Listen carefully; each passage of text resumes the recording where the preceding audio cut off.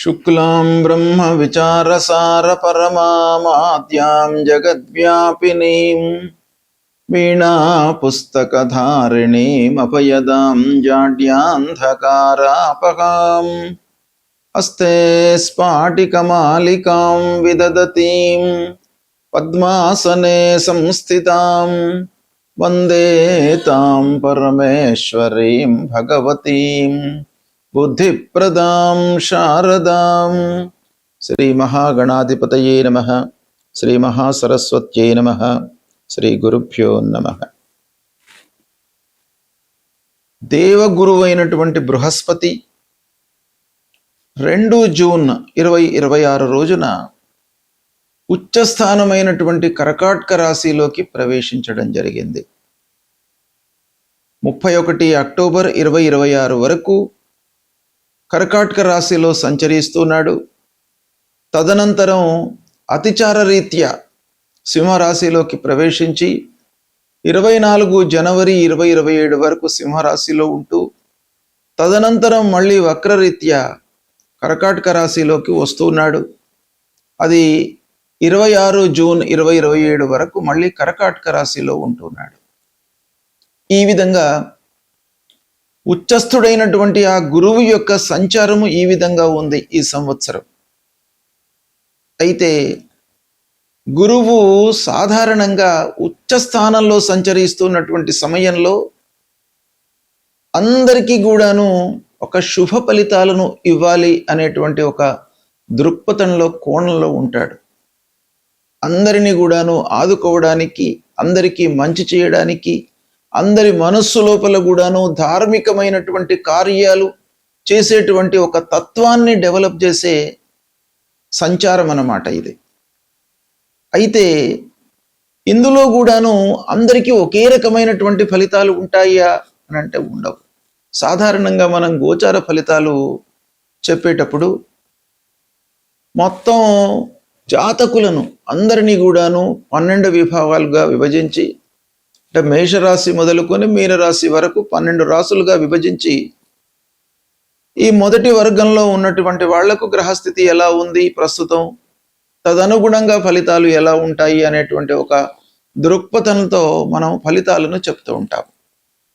అయితే వ్యక్తిగత జాతకాన్ని కూడాను దీనికి క్రోడీకరించి అన్వయించి మనం చూసుకున్నట్టయితే ఇంకా మంచి ఫలితాలు, వాస్తవానికి దగ్గరగా ఉండేటువంటి ఫలితాలు రావడానికి అవకాశాలు ఎక్కువగా ఉంటాయి.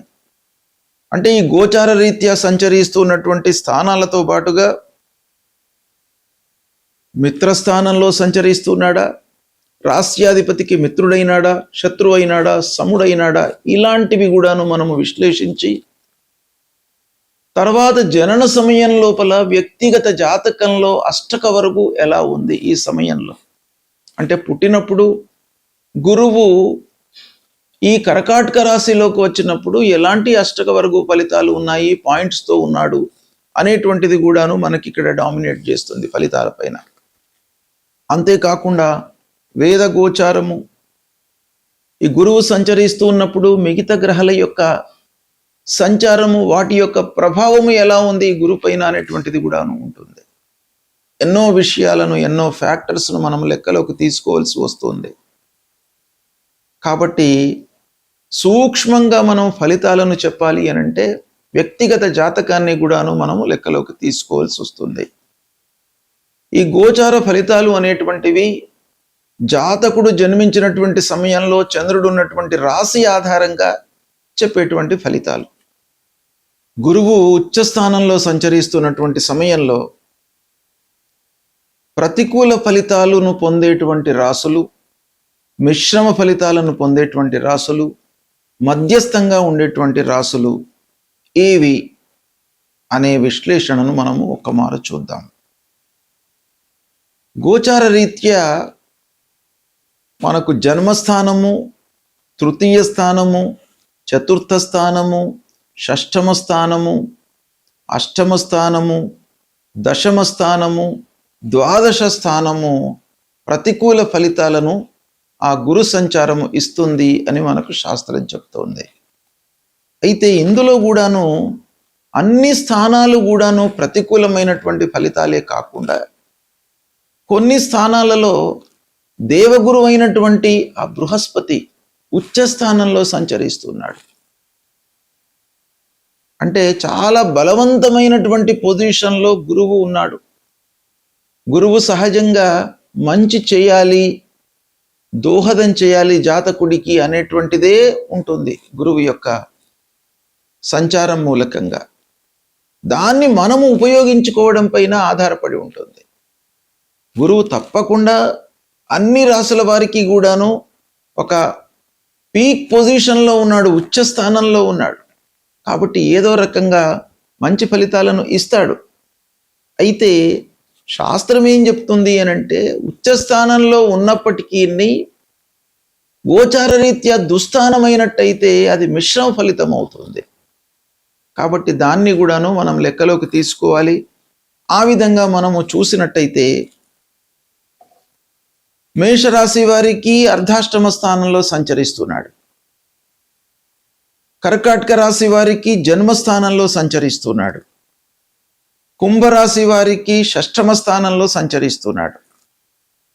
వృషభ రాశి వారికి తృతీయ స్థానము బాధక స్థానంలో సంచరిస్తున్నాడు.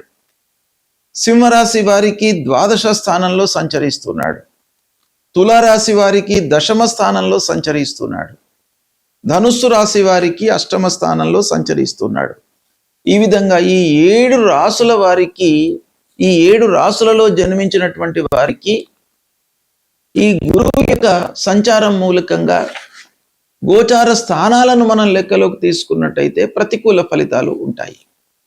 అయితే ఇందులో కొంత మనం లోతైన విశ్లేషణలోకి వెళ్ళి ఫలితాలను ఒకమారు చూసినట్టయితే, నెక్స్ట్ రాశి తులారాశి.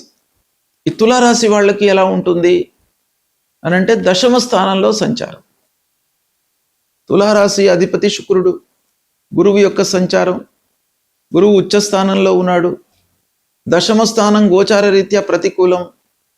ఈ కాంబినేషన్ అన్నిటినీ కూడాను మనం చూసినట్టయితే తులారాశి వారికి ఉద్యోగంలో ప్రెషర్ బాగా పెరుగుతుంది. చేసేటువంటి ఉద్యోగం లోపల అదనపు బాధ్యతలు పెరుగుతాయి. అధికారులు, యాజమాన్యము మీకు అనవసరమైనటువంటి పనులే కానీ లేదా కొన్ని కావలసినటువంటి పనులు కానీ మీకు అప్పజెప్పడం జరుగుతుంది. తద్వారా మీరు వర్క్ లోపల ఇబ్బందులను ఎదుర్కొనేటువంటి అవకాశం బాగా ఉంది. అంతేకాకుండా దశమ స్థానము వృత్తిపైన, చేసేటువంటి పని పైన ప్రభావం చూపిస్తుంది. కాబట్టి అధికారులతో, యాజమాన్యంతో, క్లయింట్స్తో విభేదాలు, అభిప్రాయ భేదాలు ఇలాంటివి మీకు కలిగేటువంటి అవకాశం బాగా ఉంది. ఓవరాల్గా పని భారం పెరగడం మూలకంగా ప్రెషర్కు గురి అవుతారు. ఇక రావాల్సినటువంటి డబ్బు రాకపోవడమే కాకుండా ఖర్చులు మట్టుకు తప్పవు. ఇక రావాల్సినటువంటి మీకు ప్రమోషన్స్ విషయం లోపల కొంత ఆలస్యము జరిగేటువంటి అవకాశం కూడాను ఉంది. కాబట్టి తులారాశి వాళ్ళు కొంత జాగ్రత్తలు తీసుకోవాలి. గురువు మూలకంగా కొన్ని చేసేటువంటి పనులపై డైరెక్ట్గా గురువు యొక్క ప్రభావము ఉంది కనుక మీరు కొన్ని విషయాలలో మంచి జరిగినప్పటికీ ఓవరాల్గా మీరు ఆచితూచి వ్యవహారం చేయడం చాలా మంచిది. ఉచ్చస్థానంలో గురువు సంచరించడం వల్ల కలిగే ప్రత్యేకత ఏంటంటే, సాధారణంగా గోచార ఫలితాలు గురువు మూలకంగా 1, 3, 4, 6, 8, 10, 12 ఈ స్థానాలలో సంచరిస్తున్నప్పుడు మనకు ప్రతికూలమైనటువంటి ఫలితాలను ఇస్తాడు. అంటే ఈ స్థానాలు బలహీనమైనటువంటి స్థానాలుగా మనకు గోచారం చెప్తుంది. అయితే ఇలాంటి స్థానాల్లో సంచరిస్తున్నప్పుడు గురువు ఉచ్చ స్థానంలో ఉండడం మూలకంగా మనకు కొన్ని మంచి ఫలితాలు చేకూరేటువంటి అవకాశాలు ఉన్నాయి.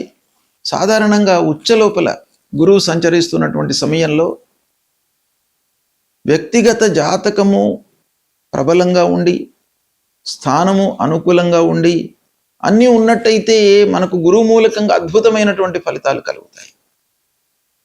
ఇందులో ఒకటి లేకుండా ఉంటే మిశ్రమైనటువంటి ఫలితాలు కలుగుతాయి. కానీ ప్రధానమైనటువంటి గ్రహము గురువు ఉచ్చ స్థానంలో సంచరించడం మూలకంగా ప్రతి మనిషి లోపల ఒక ఆధ్యాత్మికత, ధార్మిక లక్షణాలు, దాన ధర్మ లక్షణాలు, ఎదుటి వాళ్లకు సహాయం చేసేటువంటి లక్షణాలను పెంపొందించేటువంటి అవకాశాలు ఉంటాయి. కుటుంబ విలువలకు గౌరవం ఇస్తారు. కుటుంబంలో పెద్దలు, కుటుంబ సభ్యత, కుటుంబ ఆచార వ్యవహారాలు ఎలా ఉన్నాయి అనేటువంటి విషయానికి కట్టుబడి వాళ్ళు మెదిలేటువంటి అవకాశాలకు కారకుడవుతాడు గురువు.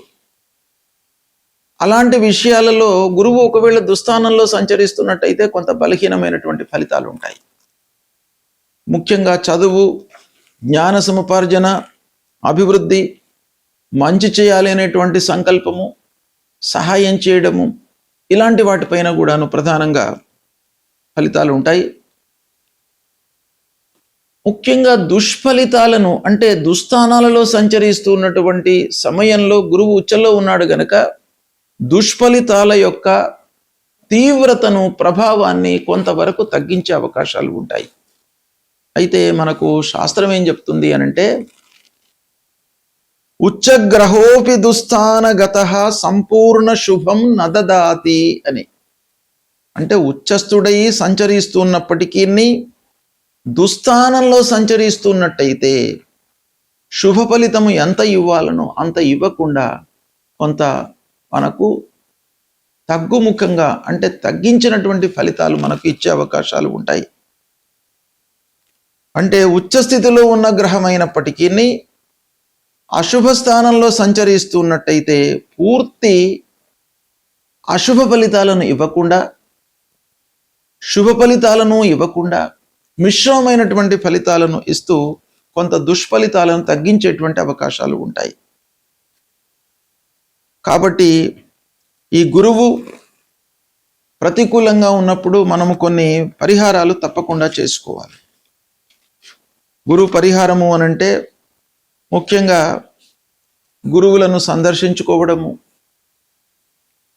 దత్తాత్రేయ స్వామిని దర్శించుకోవడము, గురు చరిత్ర పారాయణం చేసుకోవడము, దక్షిణామూర్తి స్తోత్ర పారాయణం చేయడము, నిత్యము దేవాలయానికి వెళ్ళడము, ఇంటిలో స్నానానంతరము ఇంట్లో ఉన్నటువంటి దేవుడికి నమస్కారం చేసుకోవడము, దేవతార్చన చేయడము, పెద్దలను గౌరవించడము.